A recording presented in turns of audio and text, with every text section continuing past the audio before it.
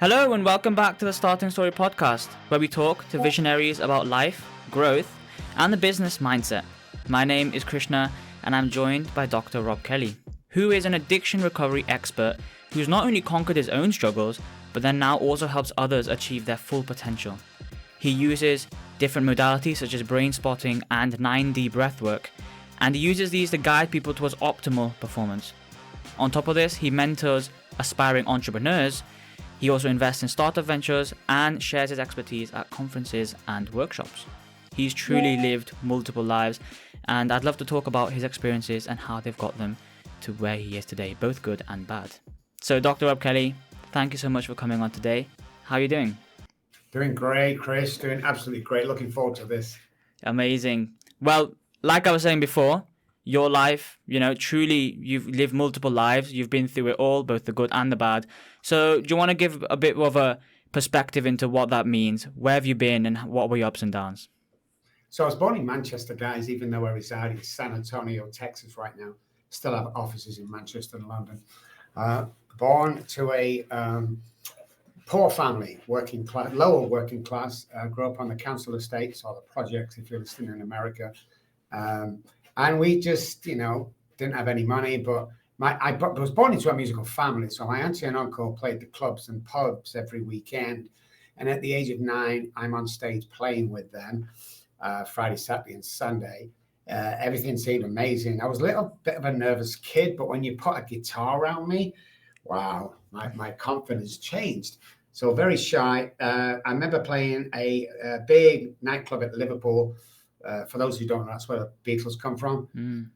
And the first act was, our first 30 minutes was so scary, so many people.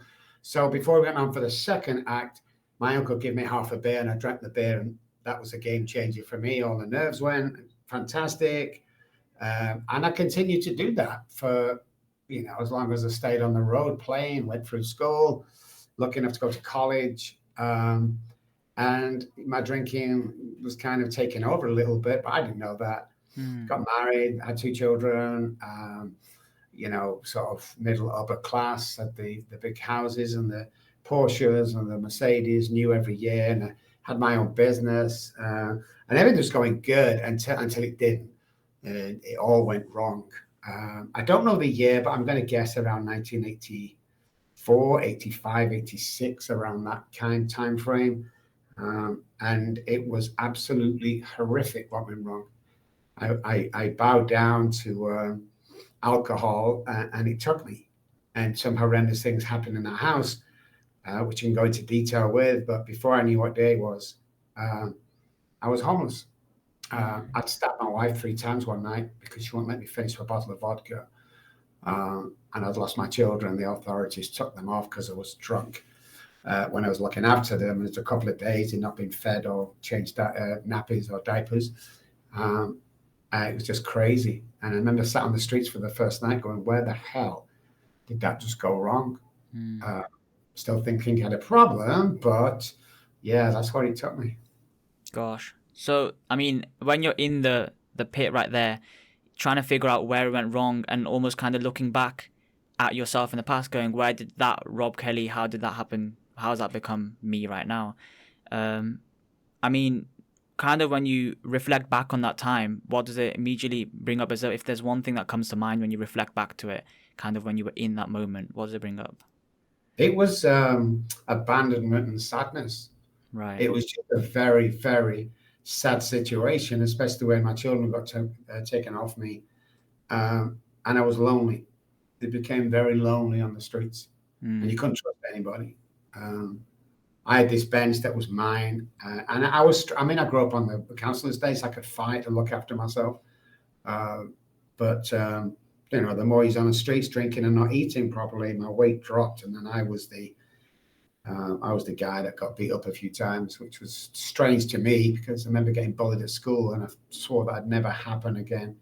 And it didn't until that occasion, but it was vicious on the streets. Yeah, vicious on the streets.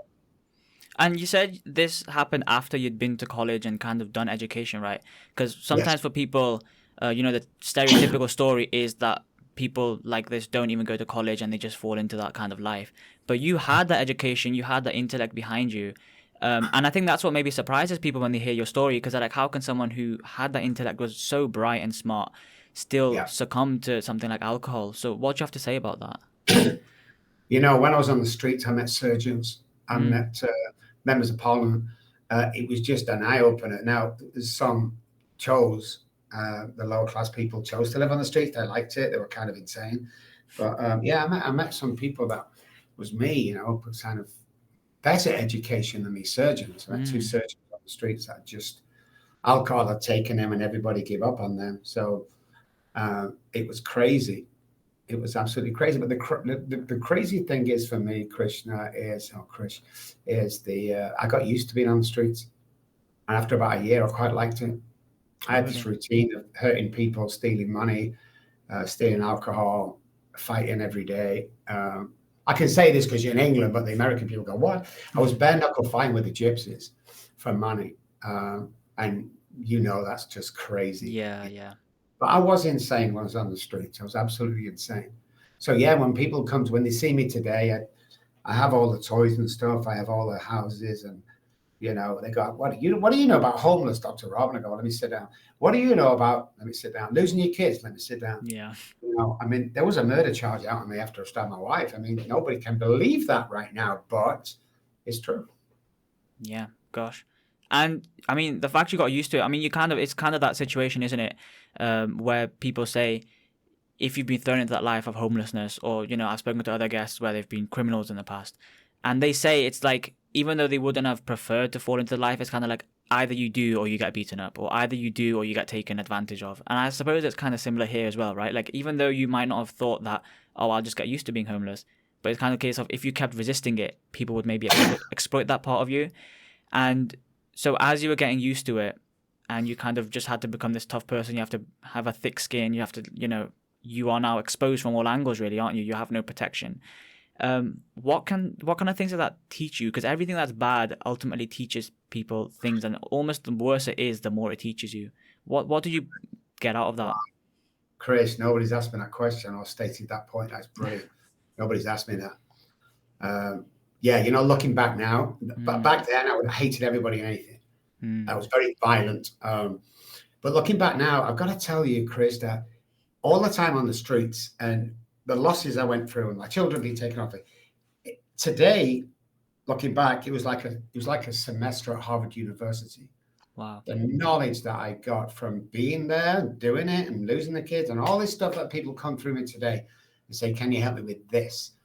I wouldn't change a thing looking back, because I can help. At one time, we used to be 90% alcohol, drugs, 10% just, helping entrepreneurs. Now we're kind of 90% entrepreneur, depression, childhood trauma, anxiety, alcohol, drugs. And we're just doing some early research on onset dementia and Alzheimer's, which is working really well. You'll see it over here in a couple of years with my research. Oh, wow. So it's what a great question, man. Jeez, you've set me back. I've done thousands of these. I'm never set back by a question, but that was a brilliant question, man. That's the thing, isn't it? Because it's everyone has their different stories, and that's something I've definitely come across in these podcasts. It's just mind blowing how many different routes people have taken to get where they are. But everyone picks and chooses different things, right? And even if someone was at the same time, at the same age, thrown into the same situation as you, they would still come out with a different outcome, which I think is just, the way that fate works is quite interesting. So when was it that you've kind of fallen into this? You're homeless. You've kind of, as you said yourself, you kind of got used to it. And you're like, this is my life now. This is kind of how I roll. Was there like a moment where you realized, no, actually, I need to change. This is not my life. Let's get things back on track. So I'd attempted suicide 7 times, and on 2 occasions, I died. And they brought me back on the dark, smelly road in Manchester. Both times they brought me back to life. And I got to tell you, I hated them men for that, because I didn't want to live. I often tell people when I was on the street, I didn't actually go to hell, but I could sure see it from where I was. That's the kind of world I was in. One morning, I'm coming out of another stupor. It's 2 or 3 o'clock Monday morning, and I fell to my hands and knees, and I started to cry like a baby from the stomach. My stomach was aching. I remember thinking, I'm done. I just, because like I couldn't kill myself. I tried suicide, cutting my wrist. Somebody found me taking pills. Somebody found me jump off a building. I fell backwards. It was just crazy stories. And I was on my hands and knees, and I looked up to the sky as an atheist because my priest molested me. So don't mention the God thing to me. But I don't know why. And I looked up to the sky in the pouring rain. I said, if there's a God up there, I can't do this on my own anymore. That's all I said. 30 seconds later, in the middle of nowhere, factories and offices, like industrial estates. That's another thing I can say to you, and you understand it. Guy can't walk around the corner, man. He's got a little Bible in his hand. He missed his last bus home from a Bible study, took a shortcut he's never taken before, came upon me. And a quick conversation happened. He was in recovery. So he took me back to his house, and I shaved and bathed for the first time in a year. He gave me proper food, and he explained that he's an alcoholic and he goes to these meetings. And I'm like, oh, I hate those meetings, AA meetings. And he said, Rob, you can stay for as long as you want, man. You've got to go to the meetings, because if you don't, I can't have drinking in the house. So I went. When I was there, they're all talking. We're in a circle. This guy said, my name's John. I'm a recovered alcoholic. And I was like, I looked at Derek and what did he just say? He said, he's recovered. You can't fucking recover from this. Wait till he's finished. I'm going to tell him. But he talked with elegance, and he talked with truth. So after the meeting, I couldn't wait to get across the room. And I walked across the room and said, John, my name's Rob. Will you sponsor me? And he said, no, but I will be a spiritual advisor for 12 weeks. So every Wednesday, I left Derek's at 6. I got to John's for 7, stayed till 8, got back home for 9. The only stipulation was I wasn't allowed to knock on his door before 7 p.m., not 5-2. And at 8 o'clock, or 1 minute to 8, halfway through a conversation, he go, okay, we're done. And he walked me to the front door. It was the weirdest thing at the time, I thought. But he told me stuff that was going to happen to me, and everything come true. And, the last night with him, he said, your life's going to change from tomorrow. And I'm like, well, I'm in Derek's basement on a block mattress, so don't think that's right, John. Yeah. But he did. Next day, Derek come home and he said, do you want a part-time job sweeping the floor? Which I did, which turned into a full-time job, and I'm still helping people. And I got my first paycheck. Well, it was cash stapled to an envelope back in the day. So I went to the gas station, petrol station, and I bought John a little teddy bear and a card. And I wrote in the card. And I went back to his apartment. And when I got up there was nobody there. So I knocked so hard that the right-hand woman came out of her apartment, and she said, can I help you? I said, yeah, where's John? I mean, has he moved or something? She said, John who? I said, John, your neighbor. She said, oh, I've only been here 2 months. I've not seen anybody in that apartment. I'm sorry. So I went to the left-hand side and I banged on that door a little bit harder than I should. Big guy comes to the door. What do you want? I said, where is John? Where's he moved to? He went on to tell me, he said, John who? And I'm like, what? He went on to tell me that apartment was derelict, and if you was to walk in the front door, you'd drop 2 floors down and probably kill yourself. So I went back to the meeting when I met him. Yeah. And when I walked in the chair, I went, oh, Rob, good to see you. And I went, thank God for that. I thought I was going insane. Does John still come here? He said, John who? I said, I was over near the coffee machine speaking to him. And he went, Rob, we thought you were praying. You were over near the coffee machine speaking to yourself. We've never found that man. But everything that he taught me is 90% of what I do today. And when I started to get wealthy, I hired the best detective agency in Manchester to track him down, and we could never track him down. Wow. Yeah, it's crazy. How strange is that? So it's just one of those. It's like a mystery. Like you somehow, it's like your subconscious started speaking to you, and you didn't realize it. So powerful. But clearly you needed it. Your subconscious is speaking to you. Clearly you needed it. Clearly there was that burning inside you, and it just came out over the course of those weeks, and you kind of took it in, and it changed you. And this was kind of slow change. I kind of like the fact you mentioned that if you are in addiction or like in a situation where you're stuck or in a massive problem, what you don't need is someone to just give you loads of money, because if you're stuck, you're not thinking properly. Correct. And either the money is just useless to you, or you're going to use it in ways that is again useless or not going to help you, right? And so I like that fact that this elusive John that you spoke to, he said, no, I won't give you money, but I'll give you spiritual advice, because that's what someone needs, right? It's the way to change the way you think, right? And something I read on your website was about another aha moment you had when you were standing outside of a alcohol shop trying to get some alcohol. Yes. And that was also about alcohol and the way mind works around it, right? Do you want to talk a bit more about that? Well, that's what set me off on my journey, looking at neuroscience today. And I was outside a liquor store. It's probably 5:30. I've got a vest on, a pair of shorts, and flip-flops. It's snowing, and I'm sweating profusely. I know I'm shaking. I can't talk properly, and my hands are shaking. And I got my 10 pound. But this guy, Pakistani guy, man, he was beautiful. He knew I had this disease. He knew I was suffering. He let me in at 5 every morning. And you can't serve alcohol till 10. Back in the day, and I don't know why. I've been in there loads of times, and I got to the counter and he put the bottle of vodka on. I give him the 10 pounds, and I was shaking, and I reached out and I grabbed the bottle, and it was like this. All the shakes went, headaches went, everything. And I remember looking at him and looking back at the bottle and going, holy shit, it's not the alcohol. So when I did finally get off the streets, nobody knew about addiction. They still don't. No medical fraternity knows. I studied the brain because I realized this was not a choice for me, another alcoholic. So I learned about the hypothalamus, basal ganglia, and all that stuff, how it plays a part.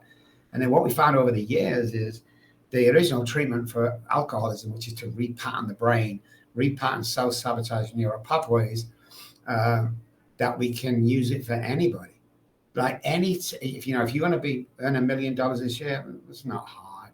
I mean, people go, it's not hard. Once you know how this works, and we reprogram it with 9D, 9-dimensional work, new software we've got, all the tools we have, brain spotting, all that stuff, it works. We have an almost 100% success rate with over 10,000 patients as it stands today. So then we moved across. 40% is still alcohol, drugs, 10% is kind of the Alzheimer's thing, and then the other 30% is entrepreneurs. Wow. So entrepreneurs that come to us and go, hey, listen, I've plateaued out at like $250,000. I don't know what's going on. And, 90% is telehealth. So we online, anywhere in the world we work. And we rewire, get rid of the childhood trauma, rewire the brain, prefrontal cortex, and the basal ganglia, the amygdala, and we turn you into $1 million. And I often say to people, the first thing we get them to do is write a check for $1 million and stick it, in bathrooms so you see it every morning. And this is what I say to them, Chris. And people think I'm crazy. Whilst following our program, you're here for 3 months, 1 hour a day. If you don't cash that check to yourself in 1 year's time, I will give you the remainder. So if you've only got 200, I will give you $800,000, and I will sign legal paperwork with your attorney to prove that. That's how confident we are. And like I say, the most entrepreneurs, they're running businesses now that you would know, household names. Wow. Any movie star, pop star that's been through it, I've worked with them. Any CEO of big, I've worked with them. So I've worked with the biggest actors in the world, biggest musicians. And when I say biggest, I mean highest paid group, grossing movies, platinum records out the door, people like that. And I enjoy it, man. And I'm 63 and I'm never going to retire. No, that's amazing. That story and having those achievements and those accolades is amazing, right? Especially after you've recognized the fact that it is all a mental game. And whatever you're trying to achieve, it's all a mental thing. And obviously people have their hacks, their mental hacks, the mental reframing ways. And that's the one you said about putting money on the line is something I actually came across quite recently. Someone said, if you're ever struggling to commit to something, then put money on the line. So one way what they said was tell one of your friends that if I don't do this, you are allowed to take this money off me. And it's so powerful because it's psychologically proven, and you don't even need psychology to prove it. Everyone knows losing money is awful, and you will do anything to not lose that money. So I mean that's just one of the ways, right?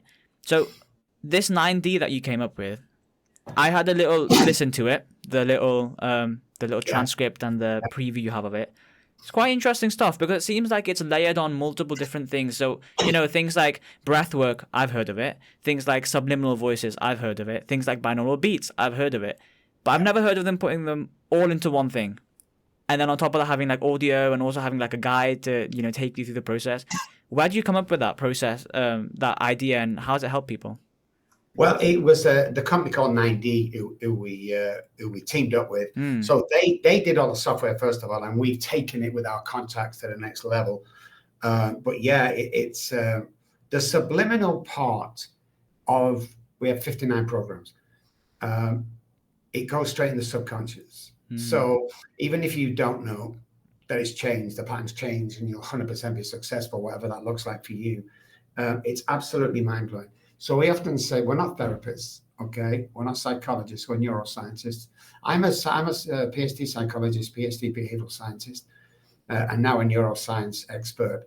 But when you put the three together, amazing things happen. So it's like going to see a psychologist for a year. We can do that in 1 hour. Wow. We have never, ever in the 5 months we've had it, the first thing people do when they take their headphones off is go, what the fuck was that? And I go, right? I go, oh my God, I feel amazing. And I say to him, no, you don't. You feel normal. This is how human beings are supposed to feel. We can be anything we want to be, and we can accomplish anything that you want to accomplish. I've seen hundreds of thousands of people who've done this with. It's just impossible to fail once you know what's going on. And they get really excited. But 2 or 3 hours after, when the brain waves and everything starts to settle down, you feel unstoppable. And then every single day, repetition, strength, confirms with this. So the basal ganglia picks it up as a repetition thing, just like driving a car. The first day is horrible. After 3 months, we can do driveway, talk to your mom, wait to your girlfriend, listen, all at once. So that becomes a working part of the mind, and you start to build your empire. We never call them businesses here. You could buy a GoDaddy business website for like $10 and a business card for $10. We don't build businesses, we build empires. If you're stuck at a certain amount, we can take you quadruple that. Whatever, I don't care. We've had some guy who come with $10 million a year he does. We took him to about $32 million. He was here yesterday, actually. And we have all references for these. We have all the records, all the tests, all the trials, research trials and scientific trials. And, been doing this for a long, long time. And it's 100% guaranteed, man. But here's the deal. So I only take on 4 patients every 3 months. Right.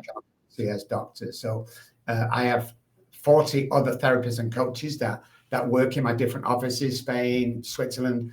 But I only take on them 3, maybe 4 at the most. But yeah, it's and it costs a fortune to come here, obviously. But we're doing some amazing stuff over here, and I'm very proud of it. Yeah, sounds like it. I mean, it's truly revolutionary, not only for you, but for the people you're helping as well. And in terms of I think something you mentioned beforehand, which I kind of picked up on, is that all these people are going through some level of trauma. And you said entrepreneurs, you said, actors, you've got people who are like suffering with addiction, or you've got people who are, I think you said pre-dementia or something like that. You've got all these people that have problems. I mean, everyone has problems, but sometimes if you don't have the mindset, you don't know how to get through the problem. So do you want to elaborate more on what you mean by everyone is suffering from some level of trauma? What do you mean by that? So everybody has childhood trauma, period. I don't care if you live in a $50 million house or whether you're from the streets, everybody has trauma. The key is some people are more sensitive to trauma. So depressed people, PTSD, alcoholics, addicts, all them people are more sensitive to trauma. So it has a diverse effect on us. You see, what happens here in life, if you can't keep relationships, if you can't keep a job, failed businesses, marriages, all sorts of stuff, it correlates here to what's happened as a child. And what we have to go back, and this is where brain spotting is very good, is going back, and we have to discover discard of that memory or memories, usually memories of a child where somebody, not in a direct way, told you that you wasn't worth it, you're a waste of time, you'll never amount to anything, a caregiver or teacher or parent, and we've stuck with that. The subconscious brain is very, very good at holding all the negative stuff that happens to us. Everything from birth, it holds. It doesn't let anything go. It holds and it holds. And what happens then with the brain itself, because the mind runs the brain, mind over matter, the brain's matter. The brain is always looking for something to go wrong. So the more you think something going wrong, when it comes wrong. if you think that you can succeed, you're right. If you think you can't succeed, you're right. It's mindset is so powerful. You would never believe it. If we could stay here, Chris, for the next 2 weeks, me explaining how this works. Yeah, and that's true. Yeah, anybody can do this, guys, but you have to pass an assessment for us to take you on. That's where I'm very sought after, obviously. And what's crazy, Chris, is because we turn down, I don't know, 400 podcasts a month. Always when they come to me, go, no. So I have a girl called Courtney, and she's my media director. And this is where I never wait for anybody, Chris. I give you 5 minutes. That's 5 minutes, you're done. Okay. But when she found you, she called me straight away. I've got this guy, Chris. She thought he was in India. You've got to look at me. So she looks for people that I would be compatible with, whether you got one viewer or Rogan has, I don't know, 25 millions, yeah. Yeah, which I'm on in about 6-7 weeks time. So yeah, so the connection between me and you, she was right. It's beautiful, man, and that's what we do. We're not norm. We don't follow the norm. We don't take any shit. If you don't follow directions, we will fire you, and there's no refunds. So like I say, it's very expensive to come here. So we're kind of the guys that you either love or you hate, because nobody has the percentage of success. 3 to 10% is the nearest one to us. But we're very strict about getting you through this. And right. if we don't guarantee you, if we don't think we can do that, we will not take you on.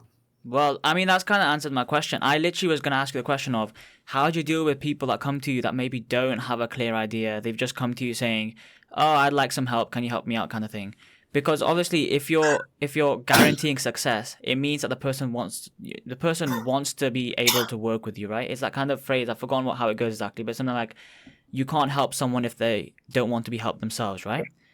And obviously, I assume that's kind of a core part of your screening process in terms of like, does this person want that help themselves? Is this person willing to put the commitment that's required? Because, changing one person's character, if it's any shape, molding into another shape is going to be a painful process, and it's going to need the breaking and the forming of different characteristics, different synapses in the brain.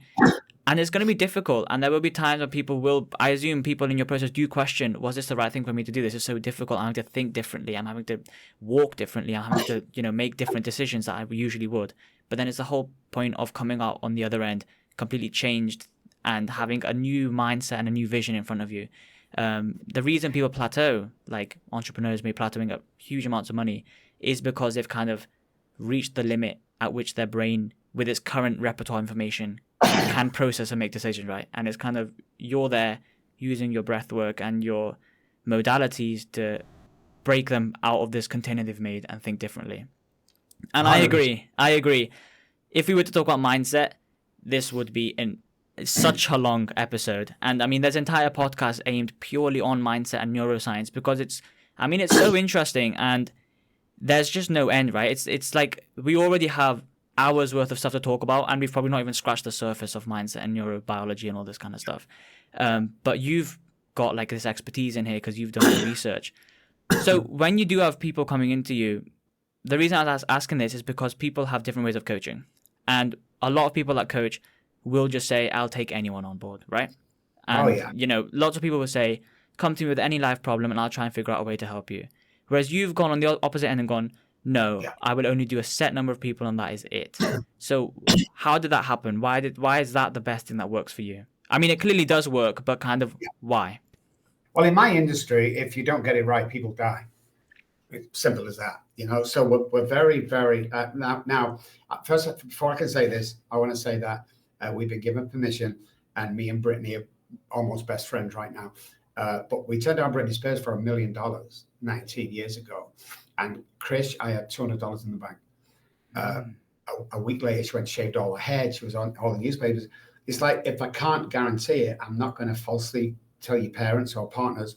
So the first question I ask somebody who's not a movie star or anything like that is, who's paying for this?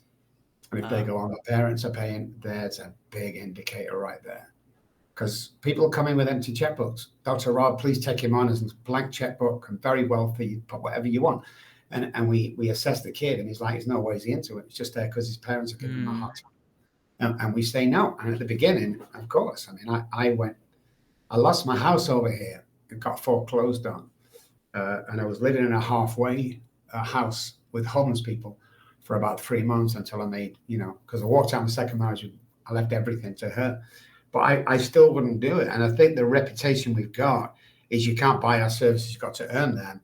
So, yeah, we regularly turn people down. And all my friends and people in the industry, they think I'm insane or I'm making it up. It's like until they actually see it, But, yeah, it's something I've always stuck by.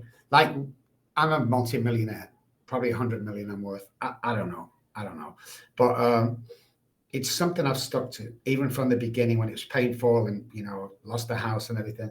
Because I think as a decent human being today, if I promise you a service, then why would I not deliver? So 90% of the industry promises services and they don't deliver. Like these guys on stage, I'll make you a millionaire, shout, who wants to be a millionaire? All that bullshit that you see. And they go in there 6 or 7 years later and nobody's a millionaire. And you just, I don't get it, So we guarantee our work and we'll guarantee we'll repattern and reprogram you as a human being. You see what happens with the mind, and again, over matter. So we program this guy first thing in the morning, 3 parts of the brain reset every 24 hours to run the brain. Once we can do that, the neural pathways pick that up, behavioral science comes into it, and we make it happen. But when the energy connects with another energy, because that's the mind's only energy, you can't see it, feel it, touch it, but it needs to connect. I don't know, universe, I don't know what it is, God, whatever it is, okay? We need that connection of a spiritual journey.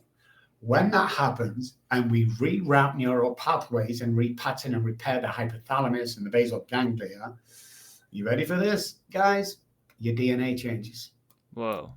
Why is that important? You ain't the same guy as you when you walked in with it. Your DNA changes. We turn you into an absolute beast. That's what we do. This neuroscience is there. It's not us just sit down, talk, I hope it works. No, we don't do that. We will change you as a human being. We'll change your DNA. All research, all papers, we've got everything, and that's what we back our work with. It's like, just look at what we've done. And, I personally been in this industry for 25 plus years, and I've always taken it very serious because I was sick to death of watching people die, man. Yeah. From lack of knowledge. Like me personally would never go to my doctor for my general health ever again. They have no idea what they're doing.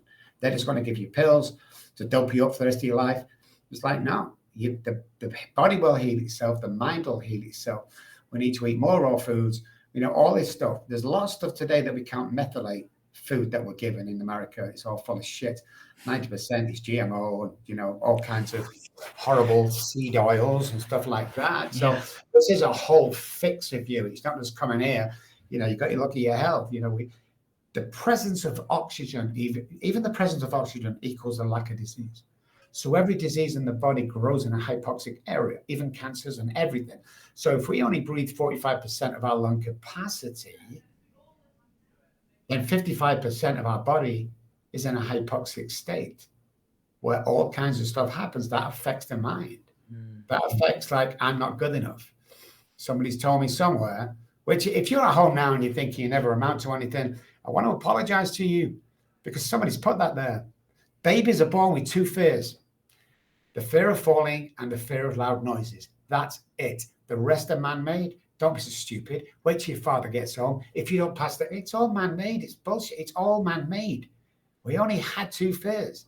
Yeah. Everybody's fear. You've got to step out of that fear, man. You will never change as long as you're fearing. You have only got today. Stay with me here. Quantum physics backs me up and the neuroscience backs me up here. If you're depressed, you're in yesterday. If you're anxious, you're in tomorrow. You've just ruined today. Everything happens. Every miracle, every step in business, every step in recovery happens today. Remember, when you go to bed tonight on a normal circadian sleep time between 2 and 5 is when the body is most repaired. It's when 3 parts of the brain reset. So the guys that come to me, I survive on 3 hours a night. You want to come back to me in 10 years' time when you're 30 and you look 80? Stop doing this. You can't fight the science. If you want to be successful, the eating, the exercise, the oxygen, the brain stuff, the repatterning, the behavior, all this stuff needs to play into a fact to turn you into this DNA change superhuman is what we do. And you can't miss any of that out. Whereas you go to therapy, you sit down with an hour talking bullshit to another person that hasn't got a clue what you're talking about and has no idea how to fix it. But hey, they're getting $150 a session, so who gives a shit? Like these people want therapists now for 3 or 4 years. I'm like, what? Why? Well, he's fixing what? In the same old job you hate. You're living with the same old wife you despise. You live in a lower income area. You've got to get the bus because you can't afford a car. What the hell is going on? You come here for 90 days, you're done. I never want to see your face again. Go and be successful. Go and be the best father. Go and get your kids back. Go and change the world. If you're not changing the world, what the fuck are you doing, guys? Go drink, go use, go be depressed. We've got to be changing the world on a daily basis, moving forward, complimenting people, leading people. Get up. I used to walk into a room, Chris, this is no exaggeration. And I walked in gingerly and I used to look around and think, does anybody like me in here? I just, I kicked that door down today. And I walk in and I say to myself, who the fuck do I like in here today? Yeah. I ain't cockiness. That isn't ego. That's confidence, knowing who you are. Because I tell you what, guys, no one's going to tell you how good you are, first of all. And I'd hate to get to like 90 years old and look back and go, oh my God, do you know that time I was with Chris? I was really that good, man. I'd hate to do that because nobody tells you. Oh, yeah, Dr. Rob already knows. Nobody knows. Yeah. That's why it's important. I have a British restaurant next door to my office that I own as well. It's a full-blown restaurant serving British food only. And I'm always in there complimenting my staff. Always. No matter what. Make a mistake. Who cares? Drop a plate. We all laugh at it. All my staff here are motivated every single day to win all the time. You walk into any of my 4 businesses with a frown on your face, you're going home with no pay. And you'll be lucky to come back tomorrow depending on what mood I'm in. We have been chosen to lead other people into greatness. And if you can't do that one day because you're going through some shit, don't come in. That's not our job. Our job is to not tell everybody our crap. Our job is to motivate with our experience, motivate with the neuroscience tools that we have, and push people to the next level. That's our job. The rest is just noise. Damn. That answer, honestly, was something else. I just don't even know what I can even pick and piece out from that. But it just kind of unbelievable, that kind of thought process. Because I agree. This kind of like integration between the physical body and the mental body is so important, right? And even when I've been doing my own reading and trying to kind of understand a bit more about this, because I notice myself, things like, coffee, like a very simple addiction. Everyone has it. A lot of people have it. And again, it's a similar thing where coffee, I noticed myself, I'd go through a period where I feel like I'm addicted to it. But then there'd be another time where I'd noticed, for example, if I was with my friends, I didn't need coffee that day. And I was thinking, well, this makes no sense. If I didn't need coffee when I was with my friends, it's not like they were injecting me with caffeine by being around me. What was going on? And then I was like, it must just be a mental thing. I just need coffee on the days when I know it's going to be a boring day. It's going to be a drag. Oh, I'll just have something to get me through, And then I did my own kind of... What I say to people is this, Chris. Show me your friends, I'll show you your future. Yeah, you that's are true. The 90 people you hang around, period. If you hang around 90 depressed people, you're going to be depressed. I could go back to the projects and the counselor estates and help people. I just can't live there anymore. So you have to hang around the people that you want to be. Yeah. If you're on 30 grand a year now and you want to earn 80, hang around the guys who earn 80. You've got to let these people go, man, and put them in that cesspit below you because they all want to drag you back down with them because really nobody wants to see you successful. You see, everybody's jealous about what I have, Chris. 100%. Nobody's jealous how I got here. And that's the key, Yeah. Never hang around. If you have one person in your employment, in your friend system, get rid of them if they are the bad egg, because they will be like a cancer. They'll convince everyone else that you're cocky, you think you're all this. And you don't need people around you, man. They're cancers. Get rid of them straight away. I mean, I've just lost 157 pounds. I'm back in training and, I look great for 63, but somebody said the other day, are you putting a bit of weight on, Rob? Oh, I'm just joking, Rob. He's gone. I don't need that. I don't need that piece of shit around me, Yeah. Because remember, the brain is always looking for something to go wrong while he's still suffering from trauma. Just brain runs a day and you'll be, like you said, then people you hang around, man, makes a difference. Yeah. I mean, there's people you hang around as well, the things you think about makes a difference, what you surround yourself with, the way the way you consume media makes a difference, the way you walk makes a difference, everything that you do. I think this is something I read somewhere where it was a process of someone saying, ideally for a long period of time, but maybe if you can't, at least for like 2 or 3 days, literally just anything you do and think about, keep a record of it. Yeah. And obviously it becomes a really big ass diary when you do that kind of thing. But ultimately you go back and you think, and then it kind of clarifies things, not just on what you think about, but then, am I walking with a slouch? Am I walking looking down at the floor? Do I maybe not meet people's eyes when I speak to them? Maybe when people are speaking for a long time and I want to raise my point, I don't, because I feel scared. Why is that? Maybe when I go with my friends, I can't get a point across because they're overpowering me. Why is that?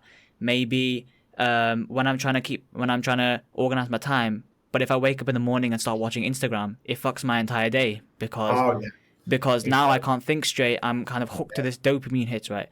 The amount of things that clarifies for you, and you go back and like, even though you might think I don't spend that long on Instagram, you go through your, time spent. It says 4 hours.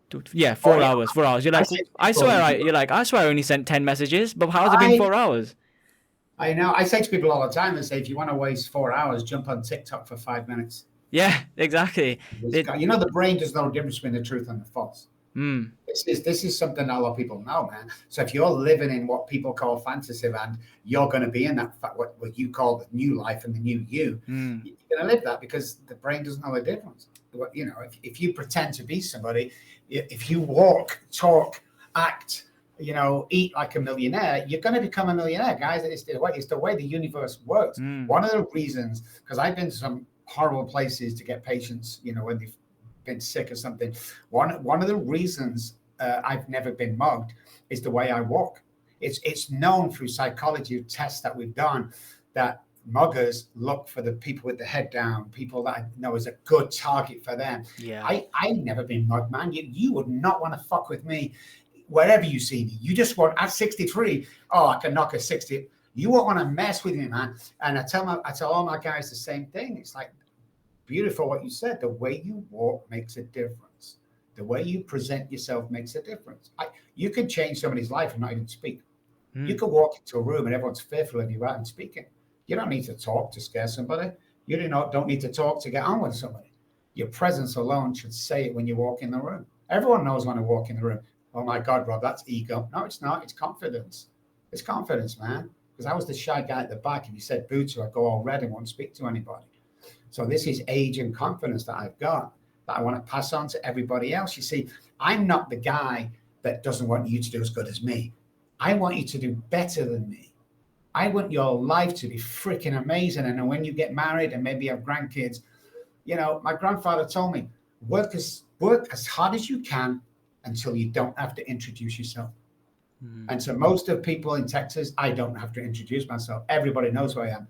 I've been on Oprah. I've been on all millions and millions of watches across the country. Just work. You don't have to introduce yourself. Everyone knows who you are. That's confidence, man. That's confidence. And I think that if you can get that, which we teach people how to walk and stuff like that, you get that, man, you start feeling like $1 million. I don't care if you're driving a 25-year-old car. You won't be, but for the interim period, you might do. But it's not a 25-year-old car to you. It's a Rolls Royce to you. Start acting that way. Start putting your chin up, putting your chest out when you walk around. Yeah. You can be more quiet than normal. Mystery people are very quiet. Powerful people are very quiet. Exactly. But back in the old days, we used to say, I'll tell you what, I'm going to come to your house and I'll do this. If I was to come to your house to do damage, you won't even know about it. I'm not going to shout my mouth off on Facebook and all that. It's just going to be done. It's crazy how people, want to tell you what they're going to do. Don't tell anybody. Do it and show up in that Bentley. Do it and buy that $1 million house on it. That's what you need to do. Everybody will want you to fail.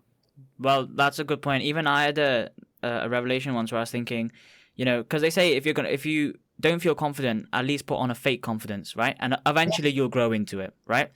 Yeah. And I always thought to myself, because, from Leeds, I've been in Liverpool, you always have that typical, you're from England, you have that typical Scouser who's just like, they're full of confidence, but at the same time, it's kind of like, it's not the kind of like the silent confidence, which is kind of like self-asserted. It's kind of like, I'm going to just assert dominance over people, right? It's like a different form of confidence. And I always thought to myself, what's the difference between the two? And the way I kind of understood it is the silent confidence that you don't have to show people, but you know is there, is when people have self-trust in themselves. Whereas the confidence that people assert in a dominant way is because they don't have self-trust, so they require other people's fear to kind of bring them that trust that because I was angry on them, because I, physically, dominated them, because they were scared, therefore I'm powerful. Whereas the other person who's self-confident knows he's powerful because he trusts himself, right? Even if you're not in a situation right now, trust doesn't come from the fact that I'm now a millionaire in a house, therefore I trust myself. You could be poor, you could be on the streets. But if you have that self-trust of, one day, I know I will make it. I will do everything in my power to make it there, and nothing can stop me. That is the silent confidence that you don't need to assert dominance over, and eventually people will start noticing it in you. So yeah, do you kind of agree with that? Does that kind of make sense? 100%. I'm always wary. Well, in a violent situation, I'm always worried about the quiet guy saying nothing. I'm not worried about a guy that's facing me. I did the doors in Manchester for a long time. I could take him down, no problems, because he's just out there mouthing his, it's fear. That's why people do it. It's fear. When you take the fear away, you look at the quiet guys in the corner. That's the guy I'm wary of all the time. You get two guys walking to a room. One of them shouting off like Scousers do, and the other one not saying anything. You just listen. That's the guy you have to worry about, whether it be in business or street fighting or what. That's the guy, man. The other's in fear. That's why he has to talk. He's talking himself out of the fear that he's feeling. We don't have to do that. And in business, you don't have to do that. Everyone's going to trust somebody who speaks less. Well, just like you said, know what you want. I was speaking to Arnold Schwarzenegger some years ago, and he just bought his first Ferrari, and he tells me a story that he pulls up at the traffic lights one day, and this car pulls beside a Mustang or something. And the Mustang is revving his engine and stuff, and Arnold looks over to him, and he's like, "Oh, Arnold Schwarzenegger, you want to race?" And when the lights changed, the Mustang sped off, and Arnold just nice and comfortably just went, "Oh." I said, "What's the moral about that, Arnold?" And he says, "When you know you've got it, you don't have to show off." And I'm like, wow, so powerful, man, so powerful. Yeah, I mean, it just shows that kind of the things you're doing in terms of your coaching isn't selling the fake dream, and it's so different. It's actually quite refreshing to hear, because these are the things we're discussing might not be inherently business related, but business itself is mindset related, right? You can't. I've read so many. Well, I'd say so many, but I read a lot of books where they will say like, the typical kind of framework of like top 10 things to be successful, or like 10 things the most successful businesses did. That kind of like, you know what I mean? That kind of framework of a book. And I've read it and I'm thinking, each of these books has said a different thing, right? They'll name 15 businesses and each of those businesses has a completely different backstory. And I'm thinking, how is someone supposed to look at this book and go, I know what I'm supposed to do if you've hit them with 15 different things? How does that possibly make any sense? Which is where you have to realize that, sure, they had 15 different routes, but the mindset of like growth and success and like self-confidence and I'm going to make it, that is kind of common, right? And it's the mindset that kind of takes you there. So that's why I suppose also comes along in your coaching, which is why it's so powerful, because you aren't selling that fake dream. You aren't telling people, if you follow these 10 things, you will just become successful. Business inherently, that will never work actually for business, because business is changing, right? Someone could have said about 6 months ago the 10 things that are going to make business successful, and then Donald Trump comes into power in the US and businesses are now, some businesses have gone bust, having to change their routes of logistics to deal with the tariffs and everything. That's just one example of how business is constantly changing. So it's actually impossible to say follow these things and it will work the same as I did. I love that. So when you do your coaching and you're doing your mindset, all of this comes from understanding, right? And I wanted to kind of go back again. Sorry to bring it back again, but we kind of didn't cover when you had the aha moment, in that liquor shop. How did you kind of bring that up? Because kind of what we got from your story is you were stuck, almost as stuck as someone can get, almost right at the bottom. And then now you're talking about how you're almost at the top and you're helping other people achieve even greater heights of success. But could you bridge that gap for me in terms of how did you learn to then teach people? You see, well, from that moment onwards, it was kind of okay. And I go into Derek's house, okay. And then I went into the research of it. And then what happened for me, it's very hard to get ahead in England, is what I found. Very hard to get, unless you're born into money. It's very hard. Somebody offered me, when the internet first came out, there were these chat rooms, and somebody offered me a chance to come over to Texas and do a 2-week tour of speaking to people, which I jumped at, obviously. But when I got to America, the plane landed, and I stepped on American soil, and I said to myself, I'm never going to go back home again. There was something over here that made me think, just like John said, that I'm going to be taken far away from home to be successful. So I can stay in the country for 3 months. It's not a problem. But in my second month, I got a movie deal worth $100,000. They paid me $100,000 to do this DVD thing, and that set me for good, you know. So then I put all that to research and stuff, and I've just grown and grown and grown and grown. Yeah. And we're still growing. We're still looking for different places. I just think that once you find your niche in life, you can make millions, first of all. But the reason why we do this today, or I still do this today, is to help people, you know, just help people realize that you're not stuck. Just because you come from a council estate, that doesn't define you. Just because you didn't finish school, that don't define 2025, man. If you can't get a great job and make money online, there's something wrong with you. So again, if you're sat at home thinking you never amount to anything, somebody's put that there. Don't believe that shit. Go back and clear that stuff up. I mean, start an empire. Never think small. Never, ever, ever think small. Always think big. Again, the brain doesn't know the difference between the truth and false. Never talk in small money. Never talk in small business. You always talk bigger than you are, and you will step into that role. But this is what we do when people come to us, Chris, who want to be successful. We follow them. We listen to them. We sort out a program for them. But what we do in the first month, say the guy's on 30 grand a year, what we do in the first month, and this is to preempt the brain. I take them to the Porsche dealerships. Now, Porsche know me. I walk in and want to try that new 911. What, the $250,000 one? That's the one. No problem, doc. Got it for you. And I get this guy in it, and I get him to drive it around. Okay? And we take it back, and then we go to one of the biggest houses, $2-3 million houses, and we ask for a tour. Again, most people know me in San Antonio, so we do that. So what happens there is when the guy starts to build business, which he will, and he can afford that Porsche and that house, what the brain doesn't do when he goes to buy that Porsche is go straight back to his childhood and go, you're not worth it, you're not, what are you doing driving? The mind says this, oh, this is familiar. I belong here, this is familiar. It's crazy how the mind works. So if you start preempting to be whatever you want to be, and again, when I first met my wife 10 years ago over here, I had nothing. It took me like the last 10 years because the second marriage I walked out, give her millions, give her the ranch and everything. So when I started out 9 years ago, I said to my wife, if we just get 50 grand in the bank, I'll stop worrying about money. We got it. Well, just have 100 grand. Just let me get 100 grand in the bank, Jay. That's all. 200, half a million, 5 million, 10 million. It was never enough. See, I was chasing the money and not the dream. The money will take care of itself, man. You never have to worry about money if you're doing the right thing with the mindset that you have.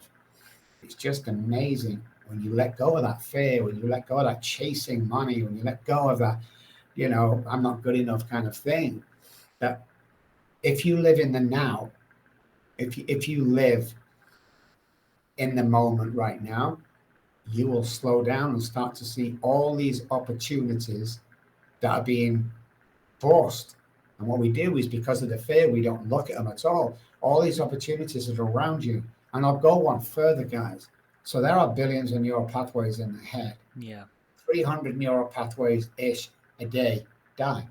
What are you replacing them with? Because we believe from our own work, our scientific work, that every neural pathway, which are thought patterns, guys, every neural pathway in the head for health, for wealth, for success, are already there. And I have a video that was taken watching neural pathways connect. This is the neural pathway, let's say, for wealth. Okay. I come along trying to get wealthy or trying to be the best, and I keep missing this connection. And the reason why I miss the connection is the repatterned destructive neural pathways. So what we do is we connect them. Once they're connected, you cannot unconnect them. And this is where 9D comes in. Now you are going to be successful. You are going to be rich. You are going to be a great husband. You are going to be a great father. All these things happen because they've connected, and people can't connect them because of the past they've been through. Or they might have. I got some guy in the other day. He's like, I failed at 2 businesses. I'm done. I can't do it anymore. And I said, you know the Beatles? Yeah, no. How many times were they turned down? I don't know. What about J.K. Rowling? What? Do you know how many times she was turned around? She became the first woman billionaire author. You can't. This is you're not getting that job, or you're not, creating this product because it's not for you. Science, Uncle Jimmy, universe, it's not for you. And if you're patient and keep in the now, the thing that's for you will be presented for you. But if you're depressed about yesterday and anxious about tomorrow, you're never, ever going to receive it because your mind's boggled all the time. To receive gifts, to receive opportunities, to receive anything in the world that you want to do, you have to be calm and you have to be living in the now. Yeah. Do it. Something that I found out after looking myself as well is just how much the brain and the mind will focus only on the negatives. And I was thinking, well, why? That makes no sense. The brain is such a powerful thing. Why would it only focus on negatives? And apparently it's just built into our evolution because evolutionary-wise, we know evolution is survival of the fittest, Charles Darwin and everything. But the person who survived and passed on the genes was the person who was always wary of danger. The person who would, whenever they go to a watering hole, for example, they would always be wary that is there anything else that's going to approach me, right? That would be the first port of call, right? Even before drinking the water, it would be, am I going to die because I'm going to be eaten, right? And the person, for example, on the opposite end of the spectrum, who didn't have that and was purely optimistic, like we're trying to say here, be optimistic, be looking for the big things, don't let fear control you. That person would, in the past, go to the watering hole, not care what's going on, rock up, drink water, get eaten, and his genes don't get passed along, right? So I was like, if it's built into our evolution that we have to be careful all the time, then there's nothing to say we can't break that. Why are we still living in the same thing which was predetermined thousands and thousands of years ago, hundreds and thousands of years ago? And that's kind of what we're saying here. You have to recognize, it's about that self-awareness. You have to recognize that, sure, when I go into this business meeting, maybe I'm stressed about something. Maybe I'm stressed it's all going to flop. But then at the same time, you have to kind of refigure it and put in your mind, what if it doesn't flop? What if it's actually a huge success? Or you're going to take that leap for anything it might be, leap to go into a relationship, or a leap to go into a new business, or a leap into anything. The first question that always goes into our minds, and I'm sure you'll agree, is what if it fails? What if this all goes upside down? What if I lose everything? Very rarely do we think, what if this succeeds? What if actually this is the one thing I need to do and my life changes, right? And we struggle. It's such a simple tweak, but we struggle to make that connection. And that's just one thing of so many things that the brain does. And I like the way you said that the brain is pre-built. Everything's in it that we need to use, right? Because if it wasn't, then that would mean every time you learn something new, your brain gets bigger. Correct. We know that's not a thing because it's not the case of, the brain that a baby is born with, or let's say the brain that a 6-year-old has, will remain the same size until you die. So, and obviously someone who's 80 has so many more experiences. So where's it getting stored? It means that the brain has everything in it. It's just you have to make the connections for it to then sit together. Yes. Instead of making new material. That's it. There's 2 things you have to be wary of, guys, when we look back and we take different things from like the tribal days. When you have a gut feeling, follow it, because the gut feeling is not some mythical thing that happened. It goes back to the tribal days. One of the tribesmen would have a gut feeling something's wrong, and the tribe would get ready to fight, or they would move to another location without taking any notice of that. The other thing is trauma. If you've ever seen, human beings don't deal with the trauma right there and then, and you have to start doing that. Have you ever seen a deer being hit by a car but not died? Something amazing happens. So we get hit by a car, it falls down or whatever on the road, but it's not dead. It waits there for 1 or 2 seconds, then it stands up. What it does next is mind-blowing. It will shake violently for about 3 seconds, then it runs off. That deer will never suffer any trauma from that accident, not even remember that accident, because it's dealt with the trauma and the fear and the anxiety right there on the spot. That deer could cross the same road tomorrow, get hit by the same car. I mean, who knows? But he dealt with the trauma there. Human beings don't do that. And the trauma and the guilt and the shame and the I'm not good enough builds up and builds up and builds up. And if you don't deal with it, it will deal with you. in all sorts of crazy ways. So to be superhuman, you just got to follow everything we talked about today and start in a different direction. You were born for great things. Everybody, I believe, with my experience, was put on this earth with one thing they could do, one niche they have in life. You got to find that, man. And the only way you're going to find it is to get rid of the trauma, live in the now, stop worrying about shit. Oh, and the biggest one, stop worrying about what people think about you. Amazing. We're all about that, aren't we? Oh, look at you. I go into a room, I close the door and everyone looks over. They're not looking at me. No, I get these shoes on. I got Louis Vuitton shoes on today. Okay, and I like the nobody gives a shit what I'm wearing. Yeah. It's just we did a study on Mercedes car owners, and we discovered that Mercedes, when they bought Mercedes, it was not for a quality car. It was to show the neighbors and the friends how wealthier they were doing than that. That's what it come down to. Why did you drive a Mercedes? Oh, I like the brand. Bullshit, you do. You just want to show off because not everyone can afford Mercedes, Porsches, and Bentleys. That's what it is. So stop worrying about other people think about you and start listening to your body, listening to the brain, and be successful. That's it. Yeah. So I want to kind of finish on this, if I may. It's like everyone talks about my daughters being, estranged. So after 30 years, Krish, I'm in bed about 4 years ago, and my messenger pings. This is when you know you're doing the right thing with helping people and being successful in life. And it's my daughter, Charlie. Charlotte's her name. We used to call her Charlie. And she pinged me and she said, "Hey, Dad." And she called me Dad. I have that framed on the wall after 30 years. She said something like, "I've just seen you on TV. You seem a great person. I don't believe what Mom told me. And I want you to come here. I've got something to show you." So we have people around us, as you can imagine. So within 3 or 4 hours, we're on a plane back to the UK. It gets there. We stayed in a hotel around the corner. The next morning, as agreed, we went around to her house, and I was shaking, and I was like, "Oh God, I've been awful. I've been no good." Just before I knocked on the door, she opened the door, and we hugged, and we cried, and we laughed. And then she took me by my hand, and she led me into a front room, a living room, and she handed me my 3-month-old granddaughter. That lady is now my lead therapist in my Manchester office. 4 weeks ago, my youngest daughter got in contact with me after 30 odd years, and she's coming to see us next week. Wow. So this constantly happens when you live in the now, live in the positive. It might take a couple of years, guys. It might take time. It's never in your time. I had to do a lot of things. I had to make myself strong, clear my trauma up before I was ready to go and be a father again and a grandfather. But it always works out, man. I'm telling you, it always works out. Amazing.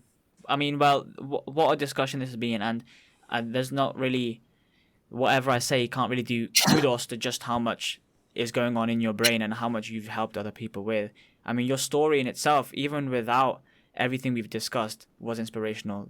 Being at rock bottom. I think if anyone can say, I've spoken to I think 3 to 4 other guests where they've been homeless, right? And before speaking to these people, homeless was always this thing where I always thought, or like had this preconception of, once you're there, you can't get out. Like you've fallen so low that you should just lose hope now.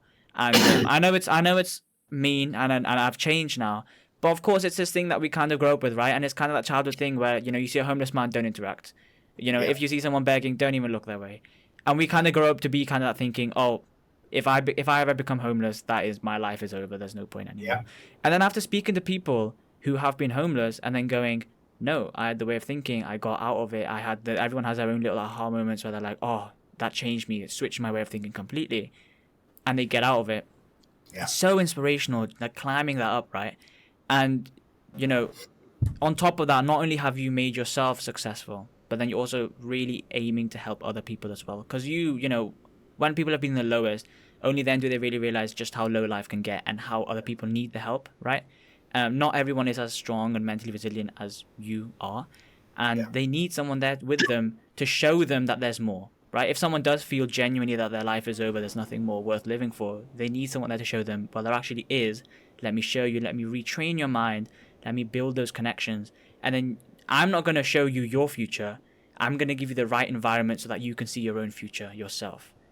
And then when you've kind of left my office, you've left this framework, I can be confident that you're going to go on to achieve great things because I know that the way your mind's now been trained and reconfigured, it's looking for the opportunities. It's not being held back by fear. It's not being held back by preconceptions. It's always out there looking to make connections with people, with ideas. And that's the kind of person that's going to go out there with that self-confidence and will just know with their self-trust that even if they don't have things figured out right now, they know they have the brain there to figure things out for them in the future. And I think that that's something that is so difficult to train someone on. And the fact you're doing it so successfully with such a high, win rate shows just how much you basically apply to these sessions and how much you know that you can help other people.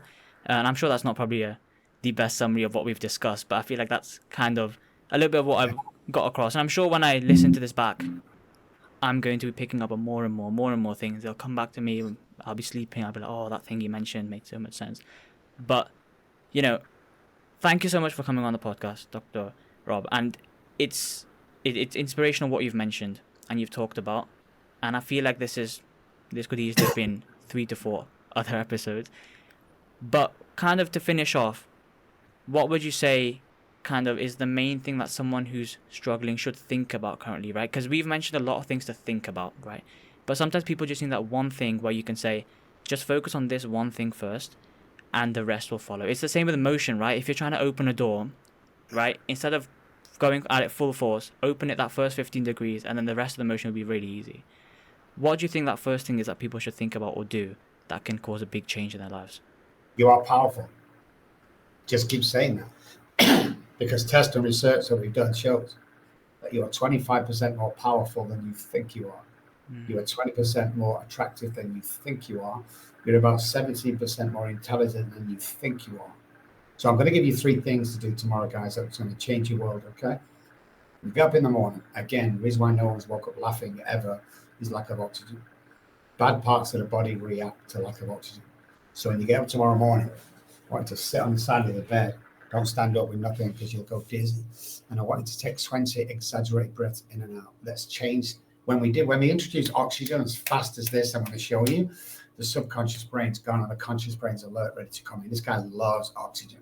So exaggerated breaths in and out, but do it fast. Don't like really feel yourself exaggerating. Do 20. When you've done that, walk into the bathroom. If you brush your teeth with your right hand, I need a week on the left, week on the right, week on the left, week on the right. Let's start changing some neural pathway patterning around to get away from the automatic patterning to stagnancy and failure. When you've done that, I need you to stand in front of the mirror, stand 6 feet away and say, I love you 10 times. Okay, look yourself in the eye. Remember, 300 neural pathways die overnight. Let's replace it with good stuff into the subconscious brain. Don't stand near the mirror. Because while we're shaving and stuff, what we see, guys, is all our blemishes. That's not how people see us. So our confidence is a little bit low because we think that's how people. When's the last time you went to work? Hey, Jimmy, you don't want it. So when you stand 6 feet away, your blemishes disappear. Do them 3 things. Go out tomorrow morning, compliment 3 people, okay? And your life will change. Do that every morning, guys. And I'm telling you something now. Your life will increase from tomorrow. Might be 1%, but it increased. It's impossible not to. We're filling the body, the cells, and everything with oxygen. It's probably never had that before to this extent. And we're rewiring neural pathways at the same pattern. Because if you do the same thing every single day, nothing changes. If nothing changes, we're going to do the same things on a pattern. Oh, well, I don't really have patterns. Well, you ever been onto the seaside, guys, in a guy's outing, boys out when you get on a few beers, you get down to the seaside, you have a good old day on the seaside, you get back on the bus, which seat do you sit in? Usually the one you've gone there in. That's a pattern you don't even notice, but it's a pattern. And life is full of hundreds of thousands of them patterns. And if you can break one every day, you're changing the world, man. That's all I'm saying. Amazing. Such powerful words, honestly. And it just, kind of summarize just kind of that thing of wherever you are, if you feel you're stuck, it's not because you yourself are stuck. It's because the things happening around you, the patterns around you, the habits around you, the people around you are keeping you in the same place, right? You've been walled in by stuff around you and you need to break something in that wall to be able to escape. And you just need to start by one brick in that wall, and the rest will follow. That one brick is the most difficult one. When you've got a wall that's super strong, that first brick will be the most difficult to break. Once you have done, the rest will go down easier and easier and easier, and you'll be able to escape. Yeah. And I think that's kind of what you're trying to end on there. So I love it. Thank you so much for coming on, Dr. Rob Kelly. You've talked amazingly. As I said, I'm sure there's loads of stuff. This is almost something that people have to listen to twice to kind of really take it in. Where can people find out more about you and what you do? If you're listening, guys, and not watching, I spell my name with 2 B's, ROBBKELLY.com. Dr. Rob Kelly in any search engine, and just put it in, we'll come up. We're on all platforms. I want to say this before I go and keep recording. I've done thousands of these, Chris, okay? And literally, I'm like, I do 2. She got me on 2 a day. I hate that girl sometimes.